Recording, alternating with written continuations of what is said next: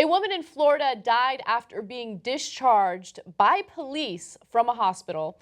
Apparently, Barbara Dawson was being so loud that hospital officials wanted to get rid of her. So even though she was suffering from respiratory issues and complained that she was having a hard time breathing, they decided to throw her out of the hospital by calling police, getting her handcuffed, and getting her into a car. Now, the story gets a little more complicated. Let me give you the details according to reports. Now, Barbara Dawson, who was 57 years old, was taken to Calhoun Liberty Hospital by ambulance, complaining of stomach pain on Sunday night. She was discharged by hospital staff hours later, but Dawson complained that she still wasn't feeling well and she didn't want to leave.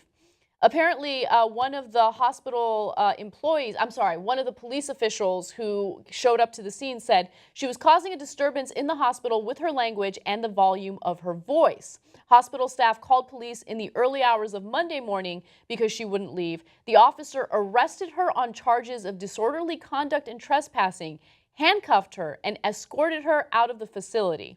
At that point, Dawson wanted the hospital staff to return her oxygen mask because she felt she was having trouble breathing, but a nurse told her she was breathing fine and denied her request. Outside the hospital, Dawson continued to plead for her oxygen and begged for police to not take her to jail. Now, here's when things got really bad. As the officer opened the door to his patrol car to place her inside, Dawson collapsed. At that point, hospital staff realized that maybe it's a better idea to readmit her into the hospital and check her out and care for her immediately. They did do that, but unfortunately, soon after, she died from a pulmonary embolism. Basically, that means that there were blood clots in her lungs that probably left her having some trouble breathing, and she died as a result of that. It's such a devastating story. We don't know the full details, okay? So let me just get that out of the way. We don't know whether or not she was being a disturbance in the hospital, but her family is alleging that the big disturbance was that she kept asking questions about what they were doing to her. She wanted to know about the drugs they were giving her. And they claim that the hospital staff was getting annoyed with all her questioning. And so maybe there was an argument, maybe she did get loud. But here is the worst thing that you can do when someone is saying that they're having trouble breathing.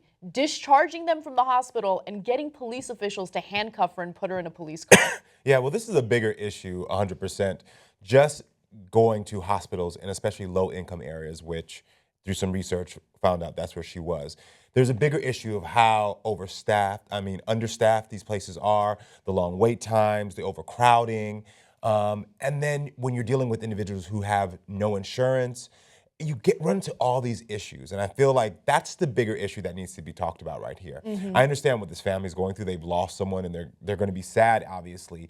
But they need to really be focusing on how do we change the hospital systems? How do we change ERs, especially in low-income areas? Because until you change that, you're constantly going to have people who are complaining, who are coming in, and who are a staff that's been there for 12 to 15 hours who are like, I can't deal with it. I have something else to do. Go. Yeah, being understaffed is one thing, but I think you touched on something that isn't talked about enough. And I mean, I've experienced this through friends who work in the medical industry, and they work those long hours. They work overnight shifts for 12 hours at least. Yep.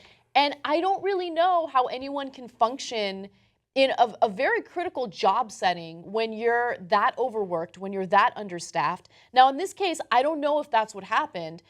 All of the reports that I've read about this indicate that she was being a disturbance in the hospital, and that's why they wanted to get rid of her. But there has to be some sort of training involved to make sure that hospital staff knows what to do when someone is being difficult. Look, you're gonna deal with difficult patients. Not every patient is just gonna take your advice, take the medication that you prescribe them, and then be on their way. Some people are genuinely concerned and worried about their health. And I know that if I were in a hospital and I'm having a difficult time breathing, and the answer that I'm getting from the staff is, hey, you're being loud, we're gonna kick you out. And if you don't leave, we're gonna call the cops. Well, I would definitely be irate. I think most people would be irate. Definitely.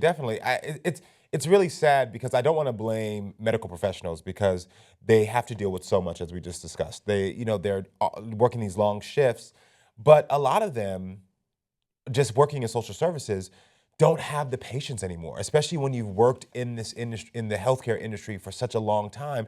After a while, you start to hear it all. You start to experience it, so many different things. And I'm not justifying this at all because this was totally wrong, but I can only imagine if I was the admitting nurse.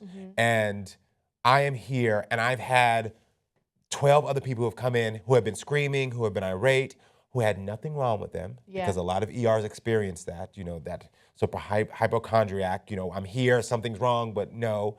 And then now you have the one person who's screaming and irate, and that's the one time you're like, okay, ma'am, you have to leave. And now we have this.